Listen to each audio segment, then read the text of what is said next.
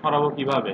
শর্টকাটের এখানে ক্লিক মারবো মুভ টুলসে, তারপরে তো আমি যদি কন্ট্রোল চেপে ধরি, ধরে এই জিনিসটা সরাই, সরে যাবে। কন্ট্রোল চেপে ধরলে মুভ টুলসের কাজ করবে।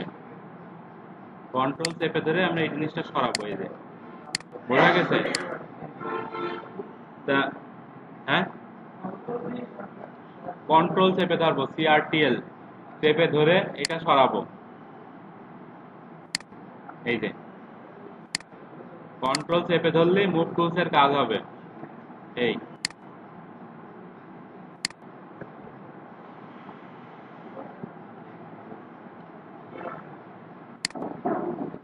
তা এখন এই যে একটা সিলেকশন আছে, এটা তুলবো কিভাবে? এটা আমার উঠছে না, এই যে সিলেকশনটা, কন্ট্রোল ডি। এই জিনিসটা একটু মাথায় রাখবেন, এরকম কিন্তু হয় যে এটা উঠছে না কি জন্য। শর্টকাট গুলো খাতায় লিখে রাখবেন। তা মুভ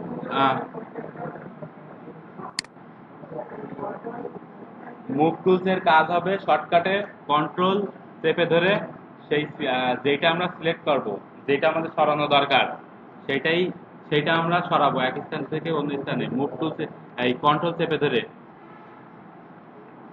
মুভ টুলস এর কাজ হবে। তারপরে এখানে আছে রেক্ট্যাঙ্গল মার্কিং টুল, বিভিন্ন সিলেকশনের কাজে ব্যবহার হবে। রেক্ট্যাঙ্গল মার্কিং টুল সিলেকশনের কাজে ব্যবহার হবে, যেরকম এই একটা রেক্ট্যাঙ্গল নিলাম, এটা আমি বড় করব, এই যে সিলেকশন করব। এখন সিলেকশনের ভিতরে আমি নির্দিষ্টভাবে এই এরিয়ার ভিতরে আমি কালার দেব। আর একটা শর্টকাট আছে যে আমি কিবোর্ড চেপে ব্যাকগ্রাউন্ড কালার দেব।